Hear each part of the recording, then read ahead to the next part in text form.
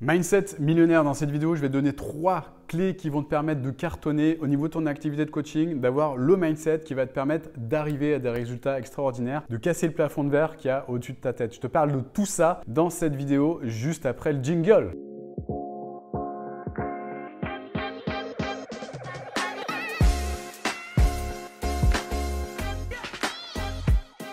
Alors, mindset millionnaire, donc ce que je vous transmets là, ce sont des insights, c'est-à-dire des prises de conscience que j'ai eues lors de mon parcours. Et c'est ce qui m'a permis de connecter à l'abondance, de mettre en place un business multimillionnaire maintenant. Je te donne tout ce que je connais pour te permettre toi-même d'avoir le mindset, c'est-à-dire l'état d'esprit des coachs qui réussissent. Quand j'ai commencé, j'avais tendance à faire partie du camp des personnes, des coachs qui stagnent, des coachs qui n'ont pas de résultats. Petit à petit, j'ai compris, en me faisant accompagner par les meilleurs, je suis passé par certains coachs aux États-Unis, justement, des mentors qui m'ont permis de comprendre en fait pourquoi j'avais cet état d'esprit et pourquoi au niveau de mon mental, il y avait des choses qui faisaient que j'avais ce type de résultat. La première des choses déjà, c'est de vraiment comprendre que tout part de tes pensées. C'est-à-dire que tout ce que je vais créer dans ma vie va venir de mes pensées. Pourquoi? Parce que la formule magique du succès, la formule du résultat, c'est la suivante. Les pensées mènent aux sentiments, les sentiments mènent aux actions et les actions mènent aux résultats. Donc, les pensées, c'est ce qui va te permettre de générer des résultats positifs ou résultats moins bons. Je m'explique.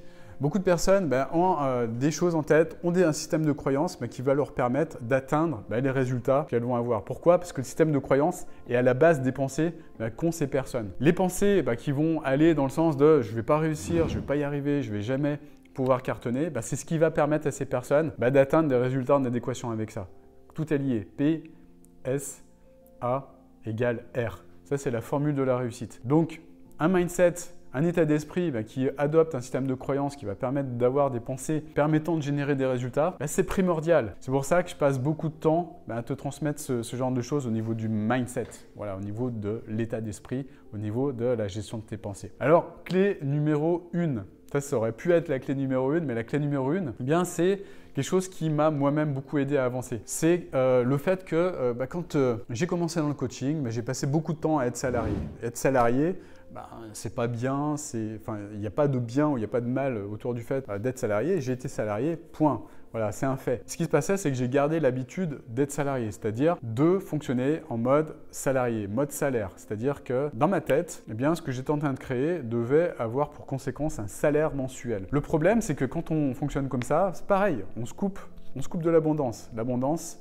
on a la porte qui se ferme petit à petit vis-à-vis de cette abondance. Pourquoi? Parce qu'on ne prend pas en compte autre chose que le salaire, c'est-à-dire qu'on va se concentrer sur un truc comme ça qu'on attend tous les mois, comme une sorte de… Peut-être, j'étais un petit peu comme un hamster en fait dans une cage là qui courait dans sa petite roue là et qui attendait sa nourriture qui était donnée à intervalles réguliers. Mais le problème, c'est qu'en fonctionnant comme ça, on se coupe totalement de l'abondance. Pourquoi? Parce qu'on ne fonctionne pas d'une manière prise de recul par rapport à sa valeur globale. Le plus important, c'est de ne pas considérer que sa valeur, c'est uniquement la valeur du salaire qu'on reçoit. Sa valeur globale, c'est ce qu'on appelle sa valeur nette. C'est tout ce qu'on est en train de créer, c'est tout ce qu'on est en train de mettre en place, c'est tout ce qu'on capitalise en fait.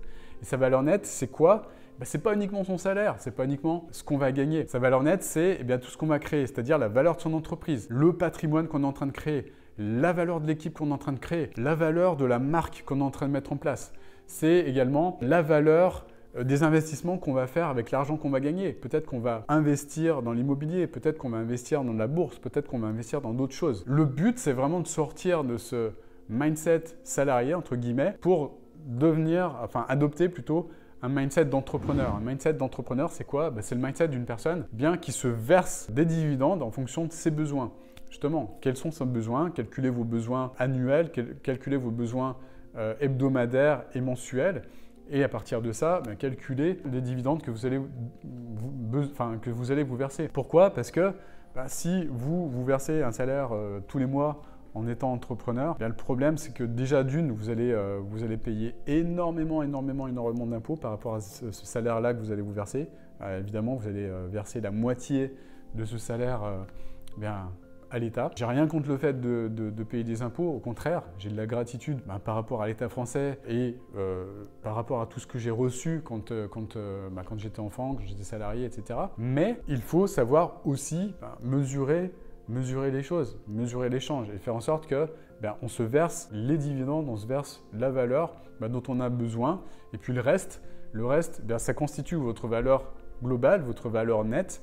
Il va rester dans l'entreprise et on va pouvoir l'investir en l'utilisant différemment sur d'autres sources d'investissement. Donc le but, c'est pas de se concentrer sur les revenus gagnés mensuellement, mais de se concentrer sur sa valeur nette globale, c'est-à-dire la valeur de l'immobilier dans lequel on va investir, l'immobilier qu'on va créer, le patrimoine qu'on est en train de créer. Et ça, c'est fondamental. Si on veut vraiment s'ouvrir à l'abondance, c'est de fonctionner de cette manière-là, de fonctionner global en fait. Valeur nette versus valeur salaire mensuel, tout simplement. Clé numéro 2, alors ça c'est pareil, c'est fondamental. Clé numéro 2, c'est quelque chose qui m'empêchait réellement de passer à l'action quand j'ai commencé en fait de mettre en place mon activité de coaching. Ce qui se passait au départ, c'est que j'avais un certain nombre de peurs vis-à-vis de ce que je voulais mettre en place. Par conséquent, j'étais paralysé par ces peurs, même si j'avais du mal à l'admettre à l'époque. Si je suis maintenant 100% honnête avec moi-même, ces peurs, elles me faisaient vraiment, évidemment, elles me faisaient flipper, mais plus que ça. Et le problème, c'est que j'étais dans l'immobilisme le plus total. C'est-à-dire que j'avançais pas du tout, je mettais pas les choses en place parce que je flippais par rapport à des choses que je ne maîtrisais pas, par rapport à des choses que je ne connaissais pas. Par conséquent, j'essayais peut-être de mettre en place quelques actions, mais les quelques actions que je mettais en place m'amenaient à d'autres interrogations qui me faisaient peur en me disant « Je sors de ma zone de confort, qu'est-ce qui va se passer? Je vais être dans l'inconfort si je deviens entrepreneur. Il faut absolument que je trouve des clients, etc. Et si j'en trouve pas, qu'est-ce qui se passe? Voilà. Donc le problème, c'est que je focalisais sur les risques en fait. Les risques de ça et je flippais ma race, pardonne-moi l'expression.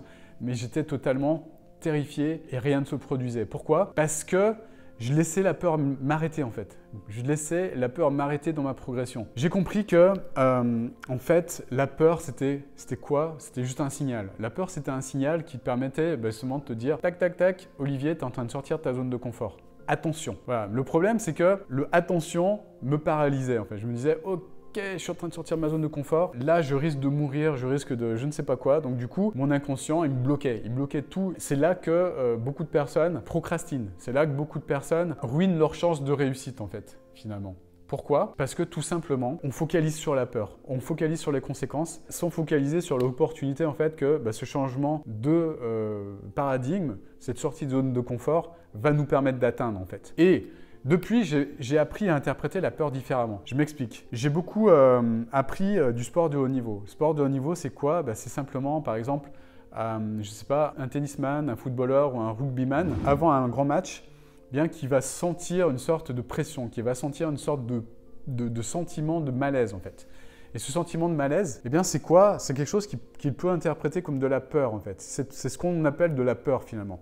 Nous communs des mortels. Par contre, le sportif de haut niveau, qu'est-ce qu'il va faire? Il va interpréter ce signal différemment. Le signal, il ne va pas se dire « Ok, je suis à 1 heure du match, je suis terrorisé, j'ai les jambes qui flagellent, j'ai peur, j'arrive même pas à tenir ma raquette tellement je suis flippé. » Non, ce signal, il l'interprète comme une excitation. D'ailleurs, quand vous interviewez un sportif de haut niveau avant un match, il a envie d'aller sur le court, il a envie d'en découdre. Il est excité en fait. Il est excité par l'enjeu, il est excité par le match, par le fait qu'il est là pour gagner, il est là pour tout donner face à son adversaire. Et évidemment qu'il va ressentir de la peur, c'est humain, mais la seule différence entre une personne comme ça et une personne qui cartonne réellement, c'est qu'elle va interpréter ce signal différemment. Plutôt que se dire ce signal, c'est un signal de peur, j'ai peur, je flippe, je me fais caca dessus, j'avance pas. Il va se dire, je suis excité, je suis en train de sortir de ma zone de confort, génial, il va m'arriver des trucs géniaux. Et même si je perds le match, c'est pas grave, je serai fier de moi parce que j'aurai tout donné en fait. Et ça, au niveau du mindset, ça change tout. Ça change tout. Simplement, c'est une différence dans la façon d'interpréter juste un signal. Parce que le signal chimique entre la personne qui cartonne et la personne qui stagne, c'est le même. C'est-à-dire que c'est un signal qui te dit tout simplement que tu es en train de sortir de ta zone de confort. Je vois tant de personnes qui, au moment de changer de vie, au moment par exemple de financer un accompagnement, se font caca dessus. Pareil. Moi, ça m'est arrivé aussi. Je l'ai vécu ça. Je me suis fait caca dessus à un moment où on me demandait d'investir dans un accompagnement. Qu'est-ce qui se passait à ce moment-là? J'écoutais ce signal qui me disait « Attention Olivier, et si ça ne marche pas, et si tu n'as pas de résultat, qu'est-ce que tu vas faire? Et si tu perds le match ?» Et donc, le problème, c'est que cette voix à la con, eh bien, elle m'empêchait de rentrer dans l'arène, elle m'empêchait de rentrer dans le stade, elle m'empêchait de faire le match en fait. Il n'y a rien de pire qu'un loser qui baisse les armes avant même d'avoir fait le match en fait. Et c'est ce qui se passait quand je réagissais comme ça. C'est-à-dire que avant même de vouloir en découdre, avant même de vouloir commencer à me battre pour avancer et à mettre en place les choses, à faire mon match, eh bien, j'abandonnais. Et ça, il n'y a rien de pire que d'interpréter la peur comme quelque chose de traumatisant comme ça. Donc la clé mindset, elle est là. C'est-à-dire que les personnes qui cartonnent, elles agissent en dépit de leur peur en fait. Elles savent la surmonter, elles savent l'interpréter comme un signal positif, alors que ceux qui stagnent, comme moi à l'époque, ceux qui ont des résultats de merde, pardonnez-moi l'expression, c'est les personnes qui interprètent ce signal de peur comme un signal négatif, comme un signal attention, tu es en train de te faire avoir, tu es en train de te faire arnaquer, ce genre de choses, et qui mène tout simplement à l'inaction. Clé numéro 3. Alors cette clé numéro 3, c'est pareil. C'est quelque chose qui me touchait souvent en fait. C'est-à-dire que parfois, j'allais dans des séminaires où j'entendais des choses que j'avais entendues 10 fois, 100 fois ou plus, et je me disais à chaque fois, ouais, non, mais ils vont pas encore me ressortir la vieille théorie du machin, il faut changer son mindset, il faut se former, il faut machin, il faut investir sur soi. Non, mais ça, j'ai déjà entendu des milliers de fois. Je raisonnais comme ça, et à chaque fois que quelqu'un, un orateur, un formateur ou un coach, peu importe, disait quelque chose que j'avais déjà entendu, j'étais dans ce mode-là. Ouais, mais ça, je le sais déjà. Mais le problème, c'est que je le savais intellectuellement, mais dans les faits, je ne le mettais pas en pratique en fait. Je ne le mettais pas en pratique, le truc. Donc, je faisais mon malin, j'étais là, ouais, mais moi, je sais. Je faisais le mec qui était au-dessus de tout le monde, là, qui maîtrisait tout. Mais dans les faits, qu'est-ce que reflétait ma vie? Ma vie, elle reflétait la vie d'un coach qui n'avait pas de résultat, en fait. Un coach qui croyait tout savoir, un coach qui croyait être au-dessus du lot, un coach qui avait fait une formation de coach, qui avait passé une certification de coach, qui avait vu de la théorie. Hein. Je dis bien qu'il avait vu de la théorie. Est-ce que je l'avais intégrée? Non. Pourquoi? Parce que je n'avais pas de pratique en fait. Parce que moi-même, toutes ces choses que j'avais déjà entendues plusieurs fois, je ne les mettais pas en pratique.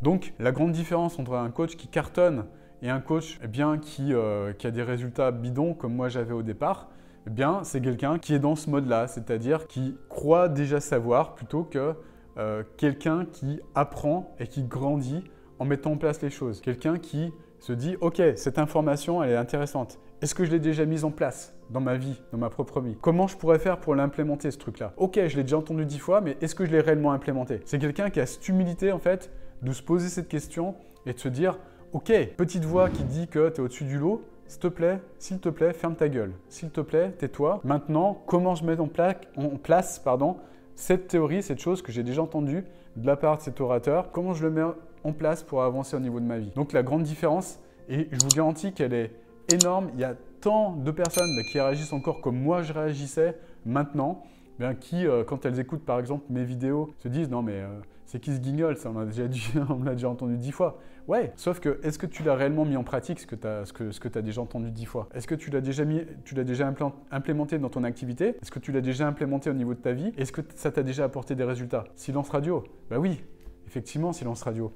Donc, clé numéro 3, donc les personnes qui cartonnent, ce sont les personnes qui apprennent, implémentent et grandissent sans cesse. Donc, deviennent plus grandes que leurs difficultés. Difficulté numéro 1, ok, je bute dessus, je grandis. Comment je pourrais surmonter cette difficulté? Je me forme, je grandis, je deviens plus grande que cette difficulté et je la chevauche facilement, sans encombre, ultra facilement. Les personnes qui ont zéro résultat, c'est les personnes qui croient déjà tout savoir et qui n'implémentent rien, qui ne changent rien en elles. Et la puissance de la transformation, elle est là, c'est-à-dire c'est déjà commencer à implémenter les choses, changer son mindset. Rappelle-toi la formule que j'ai donnée en début de vidéo.